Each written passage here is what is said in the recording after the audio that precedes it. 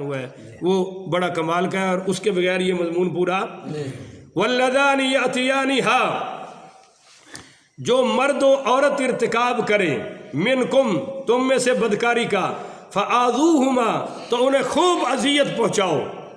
بولیے انہیں خوب یعنی ان کی لتریشن خوب کرو، خوب سٹا مارو یہو جہاں بدکاراں نوں، انہاں نوں معاشرے چ عزت نہ رہن دا کوئی حق ہے. فآذوہما، انہیں اذیت دو. واللذان، جو مرد، جبکہ وہاں صرف عورت کا ذکر آیا تھا، بولیے کس کا؟ ابھی آ چکے مرد کا بھی. واللذان، جو تم میں سے مرد ہوں یا عورت ہوں، یاتیانھا، جو اس کا ارتکاب کرے منکم، تم میں سے، فآذوہما، تو انہیں خوب تکلیفیں پہنچاؤ. اس میں سے 3 مسئلے مفسرین نے نکالے ہیں. بولیے جی کتنے؟ 3. نمبر 1 تو مرد سے کرے، چونکہ مرد کا ذکر آ رہا ہے. مرد جس کو قوم لوط کا فعل کہا جاتا ہے. علماء کہتے ہیں کہ اس کی آغاز شیطان نے کروایا کہ ایک باغ تھا، اس میں خوبصورت لڑکا بن کے آیا شیطان، اور اس نے پھل توڑا، باغ والے نے پکڑا مارا، یہ چلا گیا. دوسرے دن پھر آیا، مارا پکڑا. تیسرے دن پھر ایسا ہوا، چوتھے دن پھر. تو وہ مالک تھک کے کہنے لگا تو میرے باغ دی جان کیویں چھڑے گا؟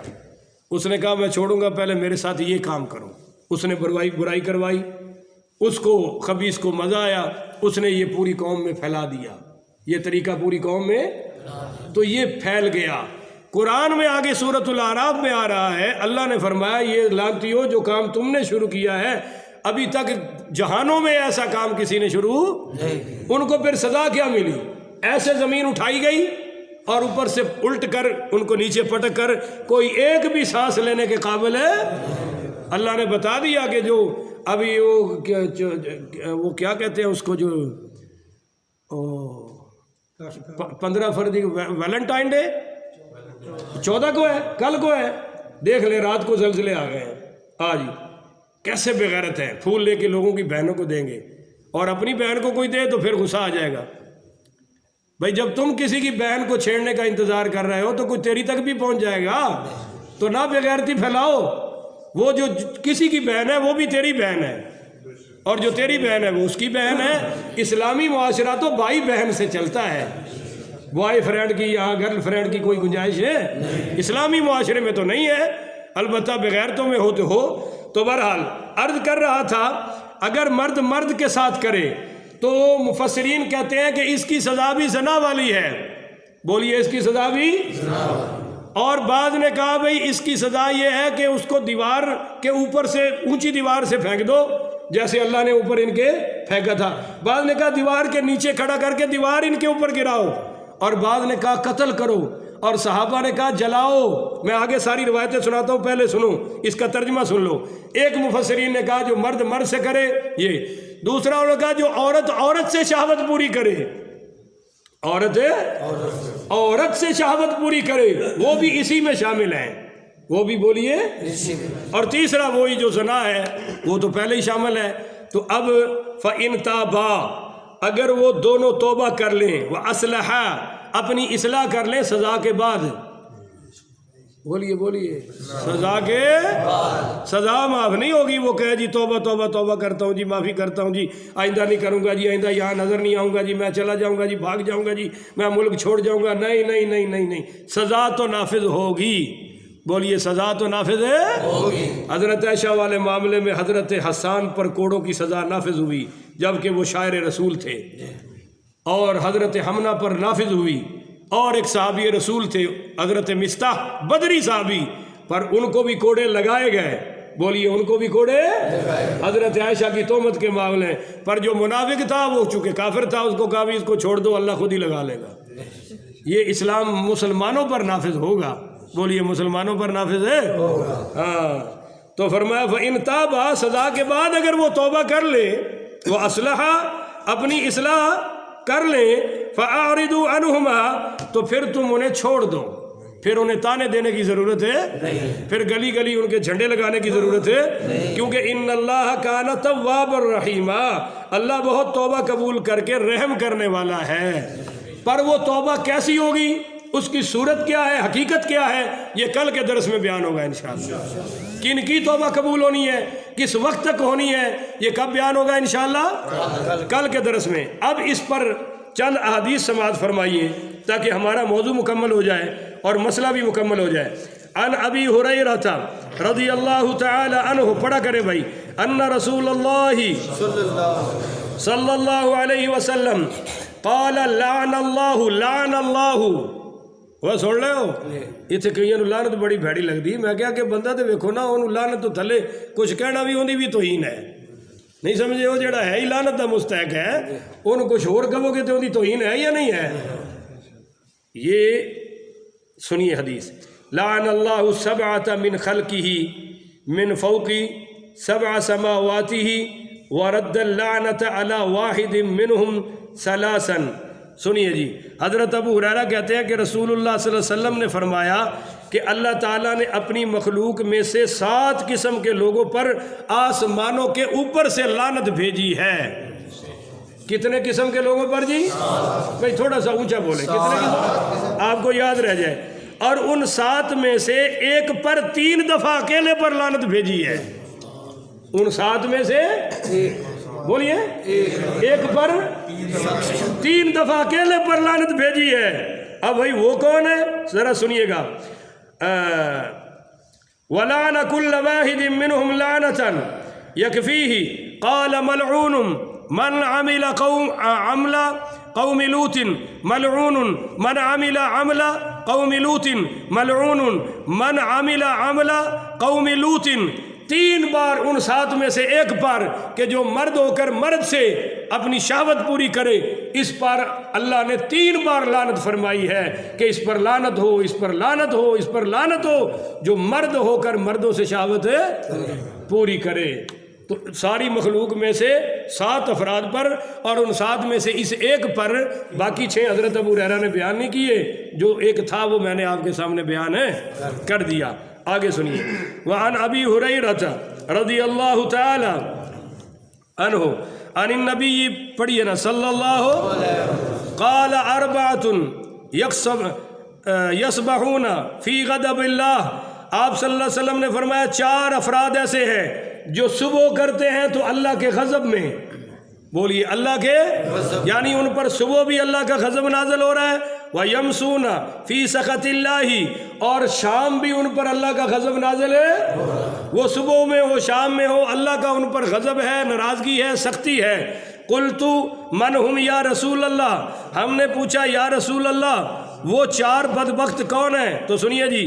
قال المتشبہون من الرجال بالنساء، ان میں سے پہلے تو وہ مرد ہیں جو عورتوں کی نقل کرتے ہیں.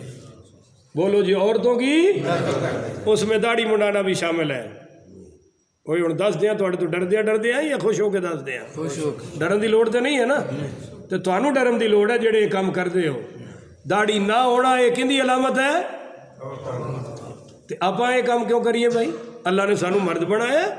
حضور نے فرمایا اللہ نے مرد کو حسن بخشا ہے داڑھی سے، ہاں جی، عورت کو حسن بخشا ہے سر کے بالوں سے، وہ بال نہ کٹائے، یہ داڑھی نہ مڈائے. تو پہلا فرمایا المتشبہون من الرجال بالنساء والمتشبہات من النساء بالرجال، ان عورتوں پر دوسرے نمبر پر لعنت اور صبح و شام غضب ہے جو عورتیں ہو کر مردوں کی نقل کرے. بولیے جو عورتیں ہو کر، ہاں، کسی کام میں بھی. آگے سنیے. والذی یاتی البہیمۃ، اور تیسرے نمبر پر اس پر صبح و شام اللہ کا غضب ہے جو کسی جانور سے اپنی شہوت پوری کرے، جانور سے بدفعلی کرے، اس پر بھی.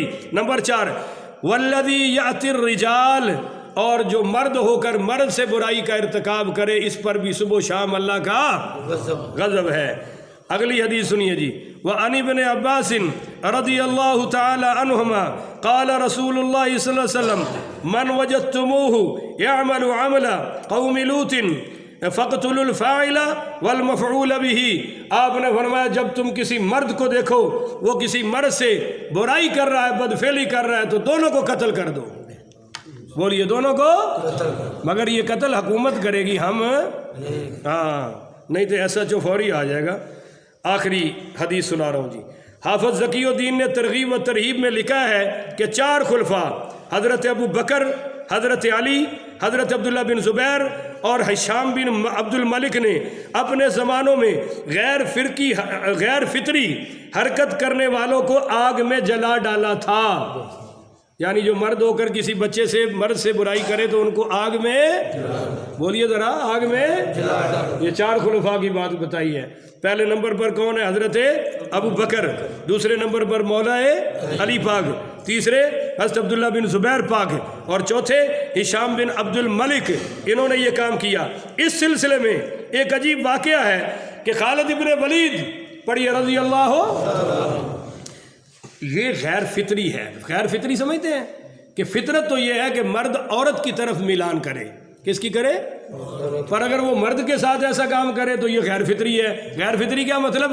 کہ جانور بھی ایسا کام نہیں کرتے. جانوروں میں 2 کام نہیں ہیں. ایک تو وہ ماں بہن کی تمیز نہیں کرتے.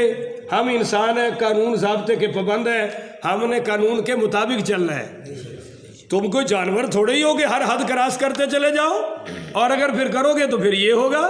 تو بہرحال یہ غیر فطری ہے جو جانور بھی ایسا کرتے، اور قوم لوط نے کیا. اور اچھا جی، خالد ابن ولید نے حضرت ابو بکر صدیق پڑھی رضی اللہ تعالی عنہ کو خط لکھا کہ یہاں عرب کے ایک علاقہ میں ایک مرد ہے جس کے ساتھ عورتوں والا کام کرتے ہیں لوگ. ایک مرد ہے، اس کے وہ یہ کرواتا ہے. اب ہم کیا کریں؟ حضرت ابو بکر صدیق رضی اللہ تعالیٰ صحابہ کرام کو جمع کیا، میٹنگ بلائی، اور ان میں یہ مسئلہ رکھا کہ بھائی قرآن میں اس کی اور حدیث میں وضاحتاً کوئی سزا، اب ہم اس کو کیا کریں؟ تو حضرت علی رضی اللہ تعالیٰ عنہ نے فرمایا کہ یہ ایک ایسا گناہ ہے جس کا ارتکاب سوائے ایک قوم کے کسی نے، وہ قوم لوط علیہ السلام کی. اور اللہ جل شانہ نے اس قوم کے ساتھ جو معاملہ کیا وہ آپ سب کو معلوم ہے. تو مولا علی نے فرمایا میری رائے یہ ہے کہ ان کو آگ میں جلا دیا جائے. ان کو آگ میں جلا دیا جائے. تو دوسرے سارے صحابہ کرام نے اس رائے پر اتفاق کیا، اور حضرت ابو بکر نے حضرت خالد ابن ولید سیف اللہ رضی اللہ تعالیٰ عنہ کو فرمایا کہ اس کو آگ میں جلا دیا جائے.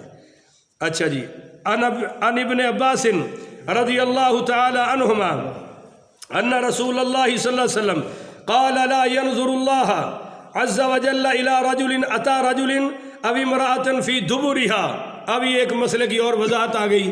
حضرت عبداللہ ابن عباس کہتے ہیں کہ رسول پاک شاہ الاولاق صلی اللہ علیہ وآلہ وسلم نے فرمایا کہ اللہ تعالی اس مرد کو کبھی بھی رحمت کی نگاہ سے نہیں دیکھتا جو کسی مرد سے بدفعلی کرے یا اپنی عورت سے غلط راستے پر اپنی شہوت پوری کرے. غلط راستے پر اپنی شہوت اس پر اللہ کبھی بھی رحمت کی نظر نہیں ڈالتا. اچھا جی، اگلی حدیث ان خزیبہ بن ثابت قال قال رسول اللہ صلی اللہ علیہ وسلم ان اللہ لا یستحیی من الحق. کہ خزیمہ بن ثابت رضی اللہ تعالیٰ کہتے ہیں کہ حضور نے فرمایا اللہ حق بیان کرنے سے استحیاء نہیں فرماتا، جھجکتا نہیں ہے، کھل کے بیان کرتا ہے کہ ثلاث مرات لا یأتون النساء فی ادبارہن. اور وہ حق یہ ہے کہ آپ نے 3 دفعہ ارشاد فرمایا کہ عورتوں کے پاس غیر فطری طریقے سے مت آیا کرو. جب بھی اپنی شہوت پوری کرنی ہے تو سیدھے راستے سے پوری کرنی ہے، پیچھے والے راستے سے پوری نہیں کرنی. وعن ابی ہریرہ رضی اللہ تعالی عنہ ان رسول اللہ صلی اللہ علیہ وسلم، یہاں میرے پاس ایک قریب کے گاؤں کا کیس آیا ہے.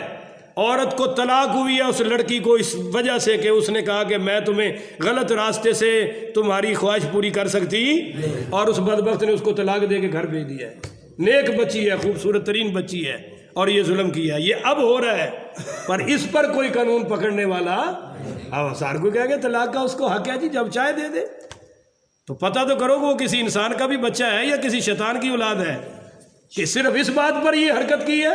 اور یہ میرے آقا فرما رہے ہیں عن ابی ہریرہ رضی اللہ تعالی عنہ ان رسول اللہ صلی اللہ علیہ وسلم قال ملعون من اتی امرأة فی دبرها.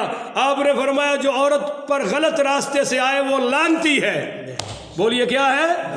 ملعون، وہ لعنتی ہے. اور سنیے یہی حضرت ابو ہریرہ ہی روایت کرتے ہیں کہ آپ نے فرمایا من اتی حائضا، جو حائضہ عورت کو حالت حیض میں خواہ بیوی ہو اس کے قریب جا کر خواہش پوری کرے، نمبر 1۔